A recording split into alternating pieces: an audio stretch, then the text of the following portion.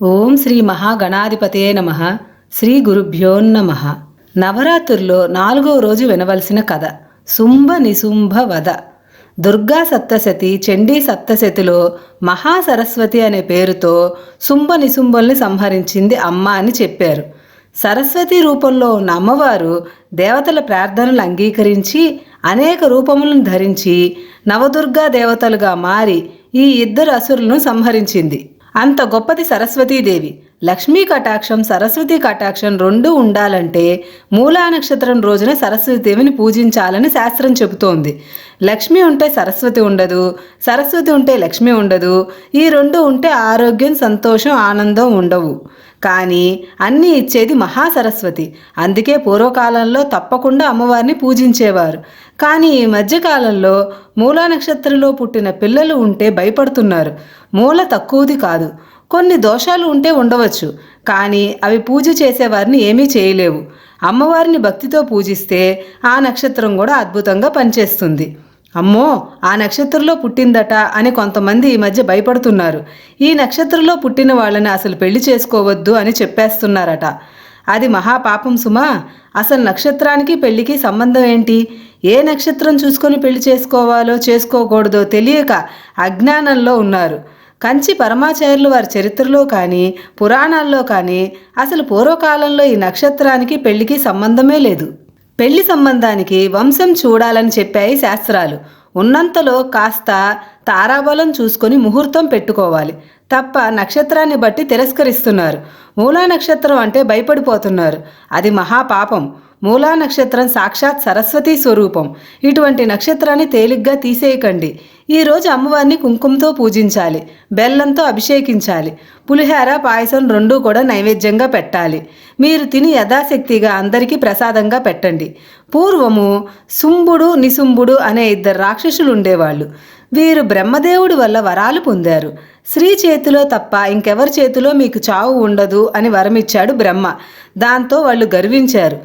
ఆడవాళ్ల చేతిలో తప్ప ఇంకెవరి చేతిలోనూ చావు ఉండదు, ఆడవాళ్ళు మనల్నేం చేస్తారులే అనుకున్నారు వాళ్ళు. దేవతలందరినీ జయించారు, ఋషులను చావకొట్టారు, విజృంభించారు, లోకాలన్నీ పట్టి పీడించారు. వాళ్ళకి చాలామంది సహాయం చేశారు. ధూమ్రలోచనుడు, రక్తబీజుడు, చండు, ముండు ఇలాంటి వాళ్ళంతా పక్కన చేరారు. ఈ రక్తబీజుడు మహిషాసురుడు తమ్ముడు. అప్పుడు దేవతలంతా వాడిని సంహరించమని ఈ మూలా నక్షత్రం రోజున అమ్మని ప్రార్థించారు. అప్పుడు అమ్మవారు స్వయంగా సింహమును వాహనము చేసుకొని దుర్గాదేవిగా మారింది. దుర్గాదేవిగా మారి తన నుదుటి కంటి నుంచి అంటే 3వ కంటి నుంచి ఫాలనేత్రము నుంచి మహాకాళికను సృష్టించింది. ఆ కాళికను వెంటబెట్టుకొని శుంభ నిశుంభుల దగ్గరికి వెళ్ళింది. అక్కడ హుంకారం చేయగా ఆ హుంకారానికి లోకాలన్నీ గజగజ వణికిపోయాయి. సప్త సముద్రాలు కదిలిపోయాయి. పెద్ద పెద్ద కెరటాలతో పైకి లేచిపోయాయి. లోకం సంక్షోభించింది. మొత్తం సముద్రమంతా గల పర్వతాలు కదిలిపోయాయి. భూమండలమంతా కదిలిపోయింది. దిక్కులు మార్మోగిపోయాయి. ఇంద్రుడే వణికిపోయాడు. బ్రహ్మంతటివాడు సంక్షోభించాడు. ఏమిటో చూడమని దూతలను పంపారు శుంభనిశుంభులు. దూతలు వచ్చి ఎవరో ఒక అందగత్తె అంతకంటే భయంకరమైన ఒక నల్లని కాళికను సింహవాహనం మీద వెంటబెట్టుకొని వచ్చింది అన్నారు. అప్పుడు ఆ శుంభుడు నన్ను పెళ్లి చేసుకో అని కబురు పెట్టాడు. అప్పుడు అమ్మవారు నన్ను యుద్ధంలో ఓడిస్తే నిన్ను వివాహం చేసుకుంటాను అన్నది. ఆ మూర్ఖుడు పక్కపక్క నవ్వి ధూమ్రలోచనుడిని పంపాడు. ధూమ్రలోచనుడిని కాళిక నరికి అవతల పడేసింది. అప్పుడు చండముండాసురులను పంపాడు. చండుడిని, ముండుడిని సింహవాహనం మీద ఉన్న ఆ తల్లి చండాడి చంపేసింది. చండముండాసుర సంహారం చేయడం వల్ల అప్పటి నుంచి చాముండా అని అమ్మవారికి పేరు వచ్చింది. ఆ తర్వాత రక్తబీజుడు వచ్చాడు. రక్తబీజుడిని చంపడం చాలా కష్టము. వాడి శరీరం మీద ఈటతో పొడిస్తే ఎన్ని రక్తపు బొట్లు పడతాయో అంతమంది రక్తబీజులు మళ్ళీ పుట్టేవారు.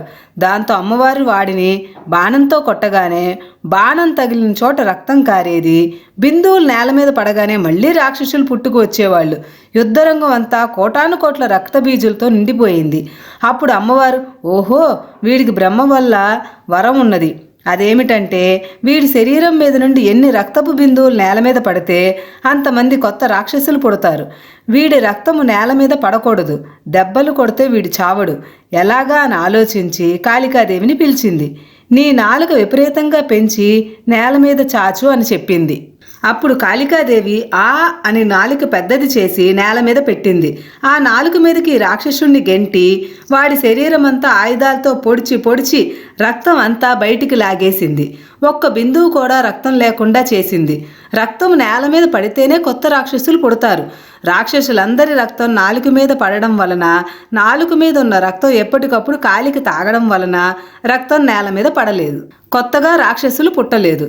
మనకే ఇన్ని తెలివితేటలుంటే అమ్మవారికి ఎన్ని తెలివితేటలుండాలి? రక్త బిందువు నేల మీద పడకుండా ఒక్క బిందువు కూడా లేకుండా పోయాడు రక్తబీజుడు. అప్పుడు వాడి తలకాయ నరికేసి వాడి శరీరాన్ని కూడా మింగేసింది కాళిక. ఈ విధంగా రక్తబీజ వధ జరిగింది. అప్పుడు నిశుంభుడు అనేవాడు వచ్చాడు. వాడితో ఘోర యుద్ధం చేసింది అమ్మవారు, చంపివేసింది. ఇప్పుడు శుంభుడితో యుద్ధం చేస్తుండగా వాడు అన్నాడు, నువ్వు కాళికవు, నీ పక్కన బ్రాహ్మణి, ఇంద్రాణి, చాముండ, సప్తమాతృకలను సృష్టించుకొని నవదుర్గా దేవతలుగా మారావు. ఇంతమంది సైనికుల సహాయంతో నాతో యుద్ధానికి వస్తావా అన్నాడు. నేను తప్ప ఇక్కడ అన్య స్త్రీలు ఎవరూ లేరు, చూడు ఇవన్నీ నా విభూతులు అని మొత్తం స్త్రీలను కాళికతో సహితంగా తనలో కలిపివేసుకుంది అమ్మ. అమ్మవారు ఒక్కటే ఉంది. అమ్మే ఎన్ని రూపాలైనా ధరిస్తుంది, మళ్ళీ ఒక్కతే అవుతుంది. అలా అమ్మ ఆ మూర్ఖుడికి కనువిప్పు చేసి ఘోర యుద్ధం చేసింది. వాడిని బాణాలతో కొట్టింది, శూలాలతో పొడిచింది, గదతో కొట్టింది. వాడు కూడా రకరకాల కామరూపాలు ధరించి అమ్మతో ఘోర యుద్ధం చేశాడు. చిట్ట చివరికి అమ్మవారు చక్రంతో వాడి తల నరికివేసింది. లోకానికి వాడి పీడ పోయింది. అప్పుడు లోకంలో ఉన్న వారంతా కూడా అమ్మవారిని భక్తితో ధ్యానం చేశారు. ఇప్పుడు ఈ 8 చేతులతో దుర్గగా ప్రత్యక్షమైన నేనే మహాకాళిని, మహాసరస్వతిని. కాకపోతే ఒకరోజు మహాలక్ష్మిగా, ఒకరోజు మహాసరస్వతిగా, ఒక్కొక్కప్పుడు కాళికగా, ఒక్కొక్కప్పుడు దుర్గగా, ఒక్కొక్కప్పుడు లలితగా ఉంటాను. ఈరోజు కూడా కథ వినేటప్పుడు చేతుల అక్షంతలు పట్టుకొని అయిపోయాక అమ్మవారి పాదాల దగ్గర వేసి అవి నెత్తిమీద చల్లుకుంటే శత్రు విజయం, జ్ఞానం, సరస్వతి కృప కూడా పొందుతాము. మనము నైవేద్యం పెట్టి కుటుంబమే కాకుండా చుట్టుపక్కల భక్తులందరికీ పంచిపెట్టాలి.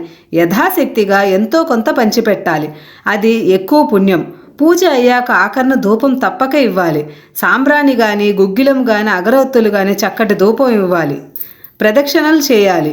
అక్షతలు నెత్తిమీద వేసుకొని అమ్మ యొక్క ఆశీర్వాదాన్ని పొందుదాం. సువాసిని పూజ, బాలా పూజ యథాశక్తిగా చేస్తే అప్పుడు అమ్మవారు ఆ పూజను సంపూర్ణ పూజగా స్వీకరిస్తుంది. ఇలా అమ్మని పూజించి తరించండి.